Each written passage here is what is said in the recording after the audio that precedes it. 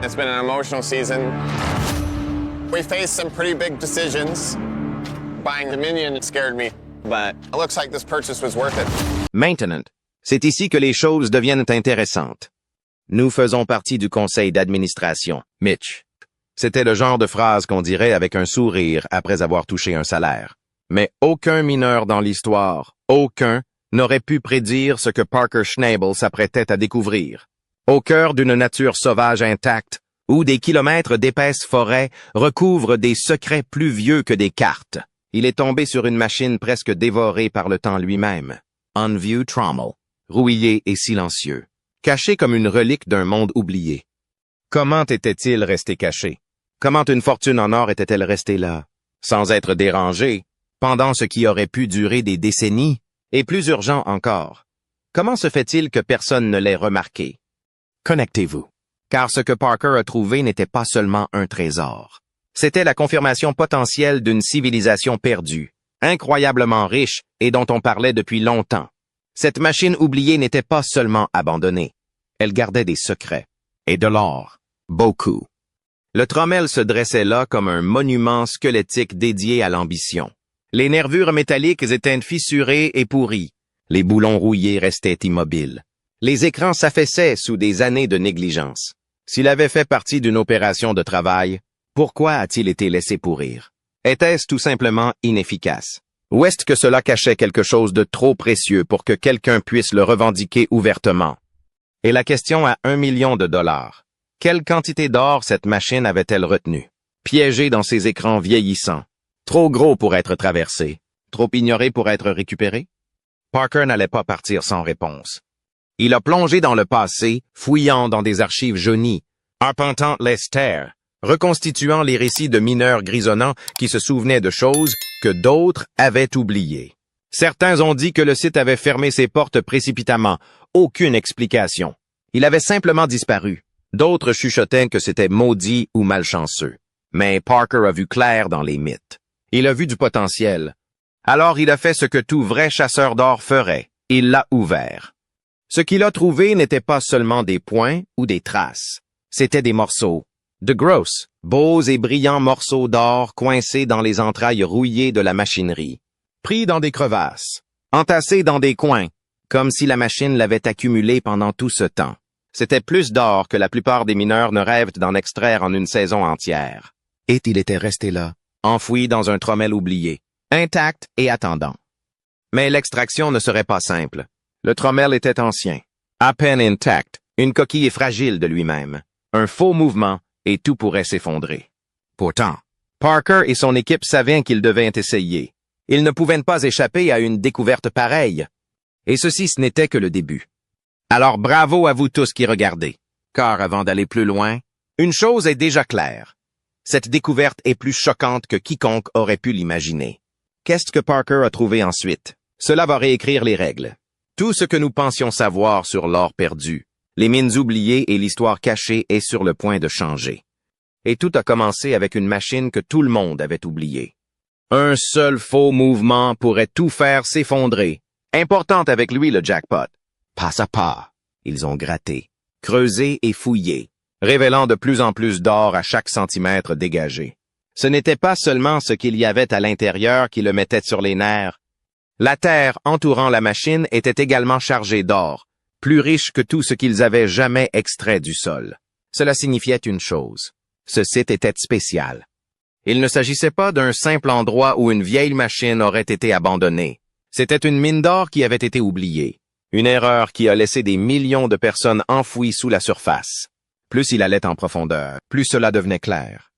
Ce trommel faisait partie de quelque chose de bien plus grand. Une exploitation minière perdue qui pourrait encore contenir encore plus d'or. Et si cette machine en était remplie, que restait-il d'autre? Plus d'équipements? D'autres sites remplis d'or intact? Les questions s'accumulaient. Mais une chose était sûre. C'était une découverte unique dans une vie. Redonner vie au trommel n'allait pas être facile. Des années de rouille, de pièces cassées et de dommages importants ont clairement montré que ce n'était pas une solution simple. Lui et son équipe ont dû tout mettre en œuvre. Remplacer les engrenages, réparer les écrans et s'assurer que lorsqu'ils démarreraient, ils ne s'effondreraient pas. Chaque boulon qu'il tournait et chaque pièce qu'il remplaçait les rapprochait de la découverte de toute l'étendue de ce qui se cachait à l'intérieur. Et quand ils l'ont finalement lancé, les résultats ont été incroyables. L'or s'est déversé de la machine plus que prévu. Les chiffres ont grimpé rapidement, des millions s'accumulant en un clin d'œil. C'est Trommel, autrefois une épave rouillée, était désormais un monstre producteur d'or. Il avait transformé ce que la plupart considéraient comme des déchets en quelque chose qui pourrait changer la donne. Mais l'histoire ne s'est pas arrêtée là. En fouillant dans d'anciennes cartes et documents, il a trouvé des indices qui pointaient vers d'autres sites. Des lieux qui auraient pu faire partie de la même opération perdue. Si ce Trommel contenait autant d'or, combien restait-il encore à trouver? C'était comme une carte cachée d'une fortune qui avait été négligée, enfouie dans les erreurs des anciens mineurs. Or grossier. Ouais, vraiment grossier. J'aime ça. Lui et son équipe n'étaient pas prêts de relever un défi, mais soyons honnêtes, faire fonctionner ce vieux monstre de machine allait être un cauchemar. Il pourrissait dans la nature depuis des années, se tenant à peine debout, et il fallait maintenant lui redonner vie. Cette chose n'était pas seulement vieille, elle était ancienne. Mais parfois, enfouie sous la rouille et la saleté, il y a quelque chose qui mérite d'être sauvé. Et il n'allait pas laisser cette opportunité lui filer entre les doigts. Trouver cette vieille machine n'était qu'un début. Il y avait bien plus que de la rouille et des pièces cassées, car à l'intérieur se cachait de l'or oublié depuis des années. De la ferraille à la machine à or. La plupart des mineurs sont obsédés par les nouvelles technologies, les nouveaux terrains et les nouvelles méthodes. Mais pas lui. Il voyait du potentiel dans les oubliés, dans ce que tout le monde jetait. Ce vieux Trommel était autrefois une bête d'extraction d'or, séparant l'or de la roche et du sol comme l'affaire de personne. Mais comme tout le reste, il a été abandonné lorsque des machines plus récentes et plus brillantes ont pris le relais. Il a été abandonné, laissé pourrir, et personne ne s'en souciait. Personne sauf lui. Il n'a pas vu un tas de métal inutile. Il a vu une centrale de capture d'or qui avait juste besoin des bonnes mains pour la ramener. Dès l'instant où il est tombé dessus, à moitié enfoui dans la terre et envahi par les plantes. Il l'a su. La plupart des gens n'y auraient pas jeté un deuxième coup d'œil. C'était juste un autre morceau de ferraille minière, un autre rappel du passé. Mais il savait ce qu'il en était. Ces vieilles machines contenaient bien plus que de la rouille et des pièces cassées. Parfois, ils avaient encore de l'or emprisonné au plus profond de leur intérieur. Des décennies de terre et de roches avaient traversé ce Trommel. Si c'est un signe de ce qui va arriver, alors nous sommes au bon endroit. Et qui savait combien d'or était resté coincé dans ces crevasses cachées? Le potentiel était énorme, mais il y avait un problème. Le sortir de là. Cette chose n'était pas petite. Elle n'était pas légère, et elle n'allait pas sortir de la forêt toute seule. Le Trommel était une énorme bête de plusieurs tonnes qui avait été abandonnée pour une raison. Il était coincé au milieu de nulle part, loin de toute route, et son déplacement nécessiterait une main-d'œuvre importante. Des camions lourds et une grande détermination. Un faux mouvement et l'ensemble pourraient s'effondrer sous son propre poids. Mais il n'était pas prêt à reculer. S'il y avait de l'or à trouver, il trouverait un moyen. Le sortir n'était que le début. Une fois qu'ils ont finalement ramené le Trommel sur leur site, le véritable travail a commencé. Cette chose était une épave. La rouille recouvrait chaque centimètre carré. Des pièces manquaient et la moitié semblait s'effondrer si vous éternuiez à proximité. Pièce par pièce, lui et son équipe l'ont démonté, nettoyé et trouvé comment le remonter. Il ne s'agissait pas seulement de le réparer, ils voulaient l'améliorer. Rendez-le plus fort, rendez-le meilleur qu'il ne l'a jamais été. Et c'est exactement ce qu'ils ont fait. Après des semaines de travail, l'heure de vérité est arrivée. Ils ont appuyé sur l'interrupteur et pendant 1 seconde, rien ne s'est produit. Puis, avec un gémissement, un grondement et un nuage de poussière, le Trommel reprit de vite en rugissant. Le tambour géant commença à tourner, secouant la terre et les roches tout en extrayant l'or. Il était vivant et fonctionnait mieux qu'il ne l'avait jamais espéré. L'or a commencé à couler. Certains des payeurs les plus riches qu'il ait jamais vus. Le Trommel ne fonctionnait pas seulement. Il prospérait. Ce qui rendait cette victoire encore plus douce, c'était ce qu'elle représentait. Il ne s'agissait pas seulement d'or, il s'agissait de prouver que le passé avait encore de la valeur. Ce n'est pas parce que quelque chose était vieux que c'était inutile. Parfois, les plus beaux trésors ne sont pas enfouis dans le sol, mais cachés à la vue de tous, en attendant que quelqu'un ayant la vision les voie. Lui et son équipe avaient transformé un tas de rouille en l'un de leurs plus grands succès, et ils l'ont fait en pensant différemment. Mais il y avait plus que cela. L'industrie minière regorge de déchets, de machines abandonnées, de claims abandonnés et d'opportunités oubliées. L'équipe de Parker a montré qu'il n'est pas toujours nécessaire d'avoir les dernières nouveautés et les meilleures. Parfois, regarder en arrière est la meilleure façon d'avancer. En combinant d'anciens équipements avec de nouvelles technologies, ils ne se contentaient pas de gagner de l'argent. Ils exploitaient également plus intelligemment. Ils prouvaient qu'on pouvait extraire l'or du passé tout en respectant la terre, en travaillant efficacement et en minimisant les dégâts. Les gens l'ont remarqué. Les autres mineurs, les communautés locales et même les sceptiques ont dû admettre que ce n'était pas seulement de la chance, mais une stratégie. C'était une vision. Et cela nous a rappelé que parfois, l'innovation ne consiste pas à créer quelque chose de nouveau. Environ un pied. Ce n'est pas possible parce qu'il doit descendre parce que le pont d'écran gêne. Il s'agit de regarder ce qui existe déjà et de le voir d'une toute nouvelle manière. Parker et son équipe avaient fait quelque chose de spécial. Ils avaient pris un morceau oublié de l'histoire et l'avaient transformé en une centrale productrice d'or. Réparer le trommel était une chose, mais l'histoire de Parker n'a pas commencé là. Il avait appris l'exploitation de l'or depuis qu'il était enfant. L'ascension d'un jeune mineur vers le sommet. Parker Schnabel n'est pas seulement tombé dans l'exploitation de l'or, il y est pratiquement né. Ayant grandi à Haines, en Alaska, il avait l'exploitation minière dans le sang grâce à son grand-père, John Schnabel, l'homme derrière Big Nugget Mine. Alors que la plupart des enfants de son âge jouaient dehors, il apprenait à manipuler des machines lourdes, à peine assez grandes pour atteindre les commandes. Il ne faisait pas seulement semblant d'être un mineur, il le vivait. Au moment où la plupart des adolescents s'inquiétaient du bal de fin d'année, il se mobilisait pour diriger toute une exploitation minière. Reprendre Big Nugget Mine à l'adolescence n'était pas une mince affaire. Imaginez qu'un jour, vous arrivez au travail et que chaque personne fait ce travail depuis des décennies de plus que votre vie. C'est exactement ce à quoi il a été confronté lorsqu'il a pris les commandes à 16 ans. Mais au lieu de reculer, il a clairement indiqué qu'il n'était pas là pour jouer à des jeux. Il a travaillé aux côtés de son équipe, prouvant qu'il était plus qu'un simple enfant au nom de famille célèbre. En un rien de temps, il a transformé la mine en une exploitation plus productive, prouvant que l'âge ne signifiait rien si l'on avait les compétences et le dynamisme. Puis est arrivée la télévision. En 2010, il a rejoint l'émission Gold Rush de Discovery Channel et tout à coup, le monde s'est retrouvé aux premières loges de son ascension dans le monde minier. La télé-réalité adore le drame et il l'a fait.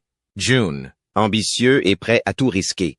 Son grand moment est survenu lors de la saison 4 lorsqu'il a fait un geste qui aurait pu le faire ou le briser. À mesure que le limon fond, vous savez, la nappe phréatique va augmenter avec lui. Il a laissé Big Nugget derrière lui et est parti vers la mine du Klondike. Avec son propre argent en jeu, il n'y avait pas de place à l'erreur. À la fin de cette première année, il avait extrait du sol plus de 1,011 d'or. Ce n'est pas de la chance. C'est de la pure détermination. Bien entendu, le succès ne signifie pas que la navigation se déroule sans heurts. Son style de leadership était intense. Certains l'ont qualifié d'inspirant. D'autres pensaient que c'était carrément implacable. Il a poussé son équipe durement et n'attendait rien de moins que le meilleur. Cela a fonctionné. Mais cela a nécessité des sacrifices. Sa relation avec l'infirmière vétérinaire australienne Ashley Yulee s'est déroulée à l'écran, montrant une autre facette de lui. Mais le travail passait toujours en premier et après 2 ans, la relation a pris fin. Il l'a admis lui-même. Il était marié à la mine. Même les rumeurs sur une éventuelle romance avec la productrice Sheena Cowell ou son collègue mineur Tyler Mahoney n'ont mené nulle part. Il était clair où étaient ses priorités. L'exploitation minière est un pari. Et il a joué au jeu comme un pro aux enjeux élevés. Il ne s'est pas contenté de ce qu'il savait. Il s'est développé, pénétrant de nouveaux territoires, investissant dans de meilleures technologies et voyageant même à travers le monde, dans des endroits comme la Guyane et la Papouasie-Nouvelle-Guinée, pour voir à quoi ressemblait l'exploitation de l'or ailleurs, roué vers l'or. La trace de Parker l'a suivi dans ses aventures, montrant qu'il n'était pas seulement une autre star de télé-réalité. C'était un véritable mineur à la recherche de la prochaine grande opportunité. L'argent a suivi son succès. À 24 ans, il avait extrait pour plus de 13 millions de dollars d'or. En 2023, sa fortune personnelle était estimée à environ 10 millions. Mais les modes de vie tapent à l'œil et les voitures de luxe n'étaient pas son truc. Au lieu de cela, il a réinvesti son argent dans l'opération, en s'assurant que son équipement était de premier ordre et que son équipe disposait des ressources dont elle avait besoin. Bien sûr, il faisait des folies avec des expériences, comme emmener son père à un match des World Series. Mais il n'a jamais été question de se montrer. Pour lui, il s'agissait toujours de la prochaine étape, du prochain défi, du prochain terrain à exploiter. Et puis il y a la réalité du secteur minier. The long years, des conditions extrêmes et une pression constante pour livrer. Parker a prospéré dans ce chaos. Il n'était pas le genre de leader qui aboyait des ordres en marge. Il était là, dans la terre, faisant tout son possible avec le reste de l'équipe. C'est pourquoi son équipe le respectait, même lorsqu'il était dur avec eux. Il savait que si l'on voulait littéralement décrocher l'or, il fallait être prêt à travailler plus dur que quiconque. Mais Parker ne se contentait pas de déterrer de l'or. Il pensait à l'avenir.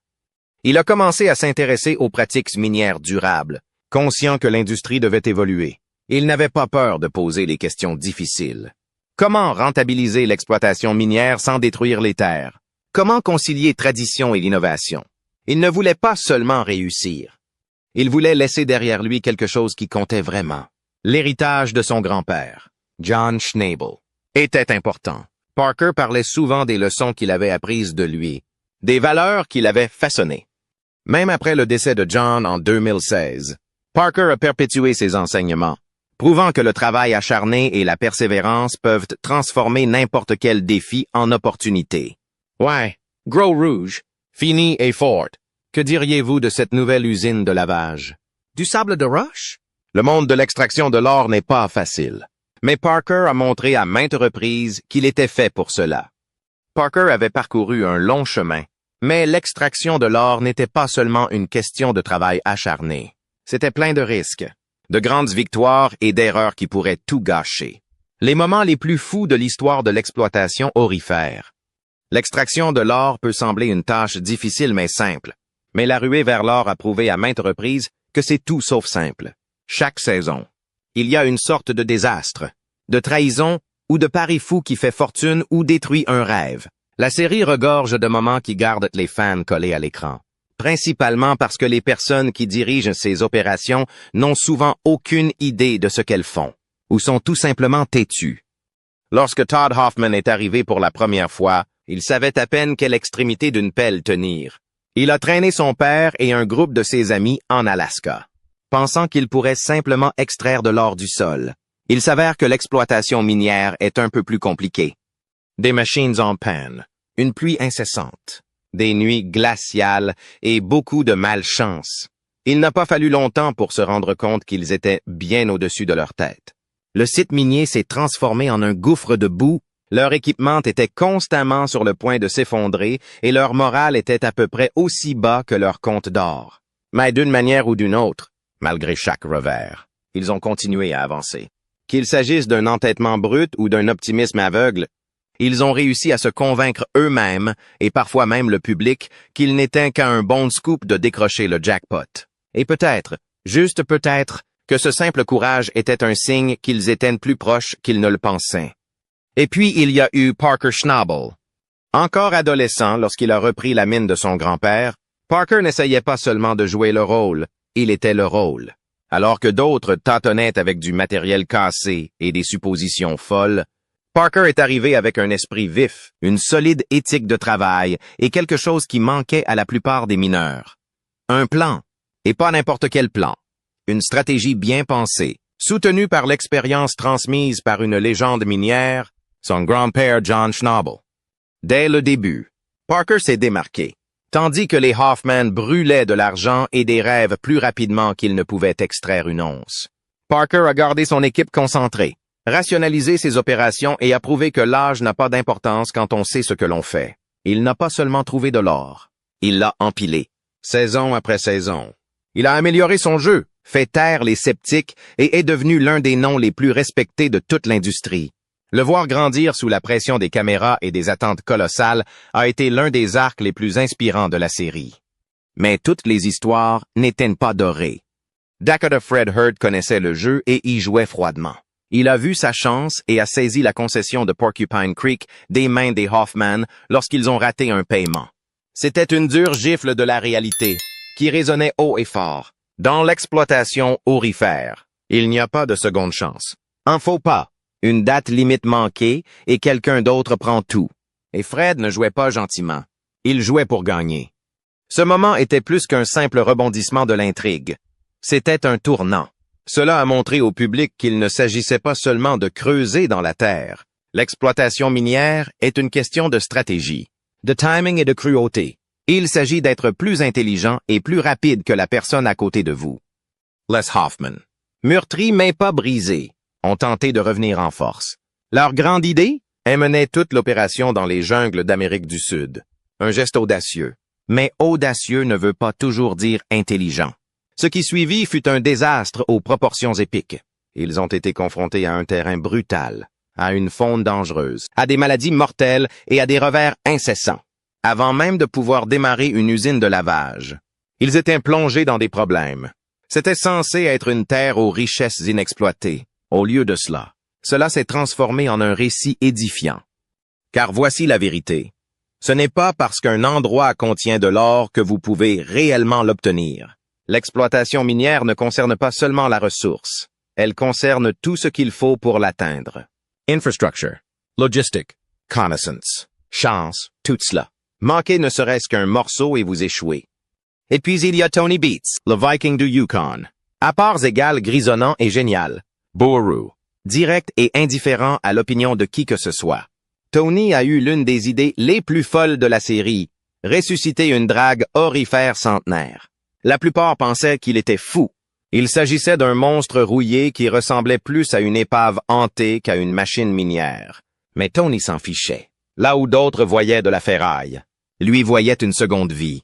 Le Regarder, lui et son équipage, luttaient pour que cette relique redevienne fonctionnelle. C'était comme regarder quelqu'un reconstruire un dinosaure avec du ruban adhésif et de la volonté brute. Et d'une manière ou d'une autre, incroyablement, cela a fonctionné. Pendant ce temps, Parker a décidé d'augmenter à nouveau les enjeux. 2,0 onces d'or en une seule saison. Personne ne croyait qu'il pouvait le faire.